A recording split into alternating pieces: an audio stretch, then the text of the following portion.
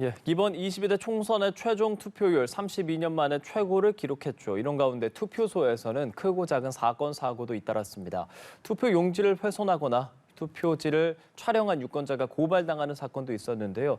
이렇게 투표소에서 발생한 여러 소식들 잠시 뒤에 짚어보고요. 파주의 한 호텔에서 남녀 4명이 숨진 채 발견되면서 경찰이 수사에 나서기도 했습니다. 자세한 소식 임주혜 변호사와 함께 짚어보겠습니다. 어서 오십시오. 네, 안녕하세요. 네, 먼저 투표소 얘기를 해보죠. 광주 투표소에서 발생한 투표용지 훼손 사건, 이거 어떻게 된 겁니까? 그렇습니다. 이제 투표장에서 여러 가지 크고 작은 사건, 사고가 잇따랐었는데요. 이번 사건 같은 경우에는 이제 노모와 함께 이제 이 투표장에 방문을 했는데 네. 노모와 함께 그 안으로 들어가려고 시도를 했던 겁니다. 네. 그런데 우리 공직선거법에 따르면요. 스스로 투표할 수 없는 그런 장애를 갖고 있는 경우를 제외하고는 투표소에는 단독으로 들어가는 것이 원칙이거든요. 그렇기 때문에 노모와 함께 들어가겠다는 이 자식을 저지하는 과정에서 좀 실랑이가 있었고요. 네. 이에 왜 함께 들어가지 못하게 하냐면서 격분한 나머지 투표용지를 찢어버리는 그런 일이 발생을 했습니다. 근데 투표용지의 경우에는 사실 공직선거법상 굉장히 엄격하게 관리가 되고 있기 때문에 예. 사실상 잘못 찍었다 할지라도 투표용지 교체가 불가능하고요. 함부로 이거를 훼손하는 경우라면은 1년 이상 10년 이하의 징역 또는 500만 원 이상 3천만 원 이하의 벌금에 처해질 수도 있거든요. 예. 그렇기 때문에 좀 주의가 필요합니다. 그러니까 기본적으로 노모랑 같이 기표소에 들어가려고 했는데 안 된다고 하니까 화를 내면서 그걸 찢었다라는 건데 그러면 뭐 선관위에서는 이 사람에 대해서 뭐 어떤 법적 조치 같은 것도 검토를 한다는 겁니까? 그렇습니다. 이제 투표용지를 이제 찢어버리는 행위 같은 경우에는 어쨌든 투표의 질서를 해칠 수 있는 그런 행위에 해당하고 기본적으로 소란을 발생시킨 점들 때문에 공직선거법 위반에 대한 그런 부분에 대한 처벌도 검토 중인 것으로 전해졌습니다. 예. 또 경북 경산에서도 뭐 투표지를 촬영해서 SNS에 올리기도 했다. 이것도 좀 화제가 되고 있어요. 그렇습니다. 이 부분도 좀 주의가 필요합니다. 이 선거 관련해서 사실상 이번에도 역대 최대의 그런 투표율을 보였다. 이런 부분도 많은 또 지적들이 나왔었는데 그렇죠. 긍정적인 부분이 있습니다. 그러니까 선거를 독려하고 유도하려는 그런 과정에서 인증샷을 찍고 우리 모두 투표를 하자 이렇게 독려하는 부분이 큰 인기, 하나의 유행처럼 번지고 있는데 중요한 부분은 이 투표소 안에서는 촬영이 엄격하게 금지되어 있습니다. 하지만 투표소 밖에서는 우리가 뭐 어떤 특정 정당을 지지하는 손가락 기호를 한다거나 아니면은 손가락 하트를 한다거나 선거 벽보 뒤에서 배경으로 사진을 찍는 것. 이 투표소 밖에서는 비교적 굉장히 넓은 범위에서 허용이 되지만 네. 투표소 안의 촬영 행위는 엄격하게 금지가 되어 있거든요. 예.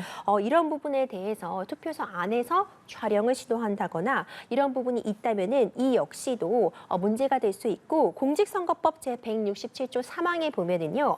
비밀 보장에 대한 내용이 나와 있습니다. 그러니까 투표지를 함부로 공개해서는 안 되고 같은 법 제241조에서는 투표의 비밀 침해죄라는 것을 규정을 하고 있어서 누구를 선거를 했는지 누구에게 투표를 했는지를 알리거나 이를 시도한다면은 3년 이하의 징역, 600만 원 이하의 벌금에도 처해질 수 있는 것으로 규정이 되어 있습니다. 그래서 선관위에서는 공직선거법 위반으로 이 사람을 고발했는데 지금 제가 말씀드리는 건 경북 양산에만 해당되는 거고 그것뿐 아니라 지금 전국적으로 가령 유튜버가 본인이 이제 투표하러 간다라는 것을 촬영하면서 라이브 방송을 하고 그렇죠. 그런 경우들도 있어서 좀 문제가 되고 있어요. 그렇습니다. 사실 많은 분들의 관심을 가질 수밖에 없는 그런 부분이잖아요. 선거의 결과와 관련해서 많은 분들의 눈과 귀가 쏠려 있다 보니까 이제 일부 유튜버들 가운데 좀 조회수를 올리고자 하는 또는 또 자극적인 소재를 좀 제공하자 하는 그런 욕심에 투표소 안을 실시간으로 우리가 라이브처럼 내가 지금 투표를 하고 있는 그 과정이라든가 투표소 안의 모습 같은 것을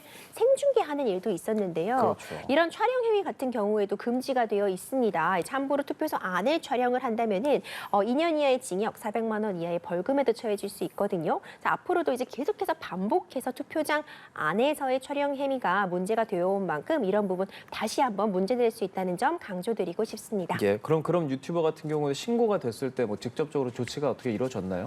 그렇죠. 이렇게 출동을 해가지고 당연히 저지가 이루어졌을 것 아. 같고요. 투표하는 장면이 실시간으로 중계가 되면은 이와 관련해서 여러 가지 문제가 발생할 수 있는데요. 일단 다른 사람들의 그런 얼굴들이 모자이크 처리 없이 공개될 위험도 있거고요. 그리고 투표소 안에 촬영하는 행위 자체가 어쨌든 법으로 금지되어 있기 때문에 이런 행동은 반드시 지양해야겠습니다. 알겠습니다. 이번에는 충남에서 한 지방 의원이 고발당하는 일이 있었던 일 짚어보고 싶은데 이게 좀 투표용지 형태로 된 인쇄물을 만들어서 배포했다. 어떻게 된 일입니까? 그렇습니다. 그러니까 선거 사무원이기도 한 네. 지방 의원이요. 해당 투표자에 대해서 어떤 특정 후보 그리고 비례 정당의 경우에는 이 특정 정당을 기표하는 것으로 이제 표시가 되어 있는 그 지역구와 비례대표 투표 용지를 본인이 직접 제작을 한 것이죠. 그러니까 아하. 일정의 어떤 홍보, 전단지 같은 목적인 것으로 보이는데 이런 걸 20여 부 정도 인쇄해서 남아준 것으로 알려져 있습니다.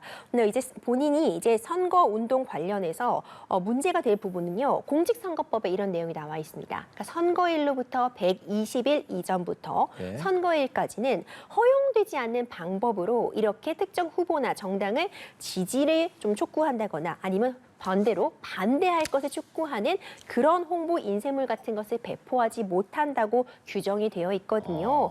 이런 것 같은 경우에는 사실상 어떤 투표를 독려하고 또 홍보의 목적일지라도 허용되지 않는, 허가받지 않는 방식이기 때문에 문제가 될 수 있습니다. 알겠습니다.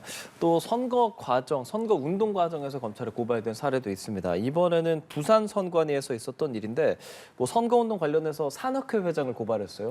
그렇습니다. 이제 부산 선관위에서 고발이 있었는데요. 선거 관련하면은 선거철 되면 항상 문제가 제기되는 부분이 있죠. 이제 불법적으로 금품이라던가 식사나 아니면 예. 이제 향응 같은 것을 제공함으로써 어떤 특정 후보의 지지를 촉구하는 그런 경우 문제가 된다고는 건 다들 많이 아실 것 같은데요. 이번 사안 같은 경우에는요. 산악회 하에서 산악회 회장이 문제가 되었는데 회원들에게 선거 운동을 독려하면서 내가 선거 운동용 그런 용품들도 제공할 것이고 음식, 식사 같은 부분도 제공할 것이다. 이런 부분을 이제 적극적으로 홍보를 해서 문제가 된 사안입니다.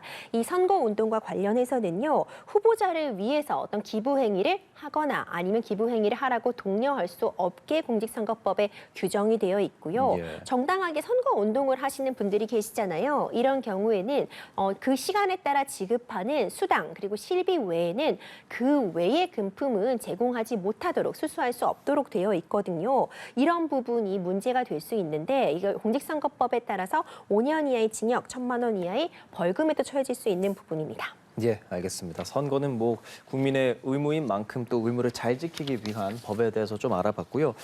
저희는 사건을 좀 짚어볼게요. 조금 미스터리한 경기 파주에서 일어난 사건.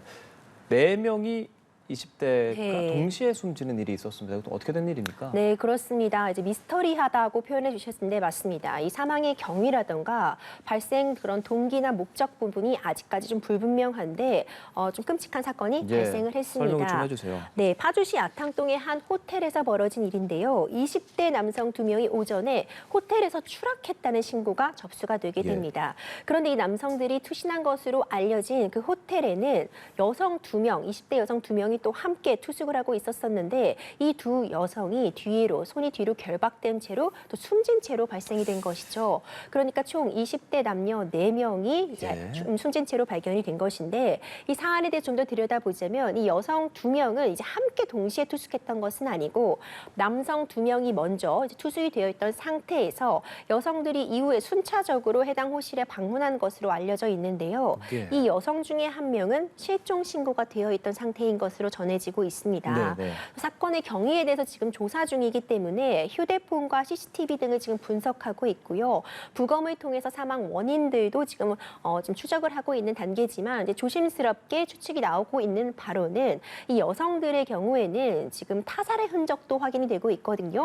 왜냐하면 손이 결박되어 있었기 때문에 이런 점들을 좀 미루어 보아서 그리고 여성을 지금 이 실종 신고가 되어 있는 여성이 해당 호텔에 묵고 있다는 그런 부분을 확인하고 경찰이 방문했었다 이런 내용들이 나오고 있기 때문에 여성들이 이 남성들에 의해서 뭔가 타살의 의혹점이 남아 있고 이 과정에서 경찰들이 이제 또 포위막을 좁혀오자 투신한 것이 아니냐는 추측이 조심스럽게 나오고 있는 상황입니다. 그럼 현장에서 다른 뭐 범죄, 뭐 성범죄라든지 마약 뭐 그런 관련한 뭐 증거 이런 건 전혀 없습니까? 그렇습니다. 일단 마약이라던가 성범죄 관련 의혹에 대해서도 일단 현장의 상황으로 봤을 때는 추가적인 의혹은 없었던 것으로 나타나 있거든요.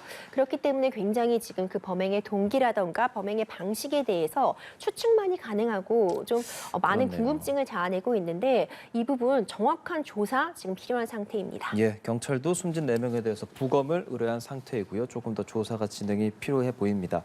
자, 다음은 유네스코 세계문화유산이잖아요. 창덕궁이 불에 탈 뻔했다. 이것도 굉장히 좀 화제가 되고 있습니다. 네, 정말 또 큰일 날 예. 뻔했습니다. 방화 사건은요, 특히 이 문화재에 대한 방화는 좀 끊임없이 일어나고 있어서 우려스럽고 지난해 12월에도 경복궁 낙서 테러 사건 때문에 많은 분들이 맞아요. 참 걱정하셨잖아요. 이번에는 또 정말 우리의 가장 좋은 문화유산 창덕궁이 불에 탈 뻔한 일이 있었습니다. 50대 남성을 붙잡아서 입건이 된 상태인데요. 어떤 사건이었냐면요, 이 남성이 이 창덕궁에 침입을 했는데, 그러니까 이 입장 시간이 끝난 틈을 타서 이 창덕궁에 들어갔고 그 이후에 보게 되면은 지금 그 창덕궁의 문, 이 대비가 물었던 왕비의 침전이라고 하는 그 대조전에 예. 그 문고리 고정장치 부분에다가 라이터로 불을 붙이려고 하는 것을 어허. 이 이상 행동 지구를 포착하고서는 직원들이 저지를 했던 그런 사건이 뒤늦게 발견이 되었습니다. 예. 이 관리소 측에서 이 남성의 이상 행동을 제지하지 않았더라면은 예. 정말 큰일 날 뻔했다. 또 정말 이전에 우리 그런 경복궁 낙서훼손이나 숭례문 전소 화재 사건도 있었잖아요. 좀 참담한 일이 또 발생했을 뻔했다는 점에서 큰 우려를 자아내고 있습니다. 창덕궁이 5대 궁궐에서도 유일하게 세계문화유산으로 등재가 되어 있고 말씀해 주신 것처럼 만약이라도 이걸 직원이 발견하지 못했다면 일어났을 상황인데 뭐 생각만 해도 진짜 아찔하다고밖에 말할 수 없을 것 같습니다. 그렇죠. 말씀해 주신 것처럼 이 창덕궁은요. 예. 조선 5대 궁궐 중에 유일하게 이제 세계문화유산에 등록이 되어 있고 1405년에 지어졌는데 가장 한국의 미를 잘 나타내고 있다는 예. 그런 궁으로 지금 칭송을 받고 있거든요.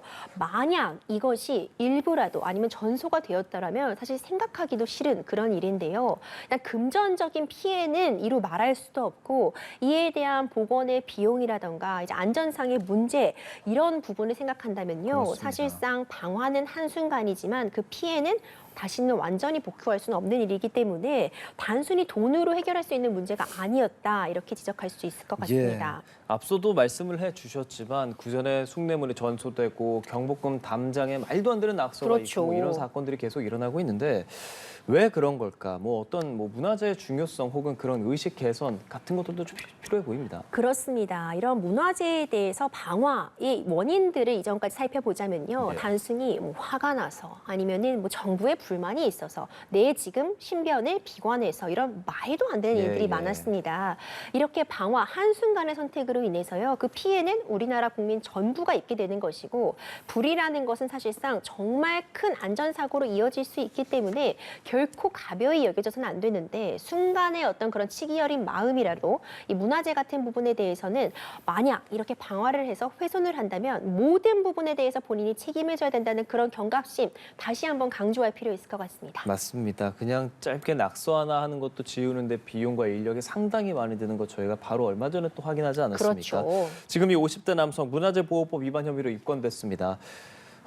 처벌 어떻게 예상해 볼 수 있을까요? 그렇습니다. 이제 문화재보호법을 보면은요, 특히 이제 문화재를 이렇게 방화하는 부분, 불을 내는 부분에 관련해서 형법을 준용하는 것으로 되어 있는데요. 우리 형법은 방화를 매우 엄하게 다스리고 있습니다. 3년 이상의 징역에 처할 수 있도록 되어 있는데 이 문화재보호법에 따라서 이 등록된 문화재의 방화를 한 경우는 2분의 1까지 가중할 수 있기 때문에 기본적으로 4년 6개월 이상의 징역에 처해질 수 있거든요. 그런데 지금 이번 사안 같은 경우 사실 다행히도 미수에 그쳤기 때문에 미수에 대한 감경은 있겠지만 얼마 전에 있었던 이 흥인지문 방화 미수 사건의 경우에도 징역 3년의 실형이 선고됐었고요. 이런 부분을 감안한다면 이 경우에 따라 이 사안의 중요성에 따라서 전혀 피해가 다행스럽게도 금전적인 피해가 발생하지 않은 경우라고 할지라도 아니면 그 액수가 미미하다고 할지라도 방화에 대한 책임은 징역형으로까지도 물을 수 있는 그런 상황으로 보입니다. 예, 이런 소식은 다시 안전했으면 좋겠습니다. 네, 임주혜 변호사와 함께했습니다. 고맙습니다. 감사합니다.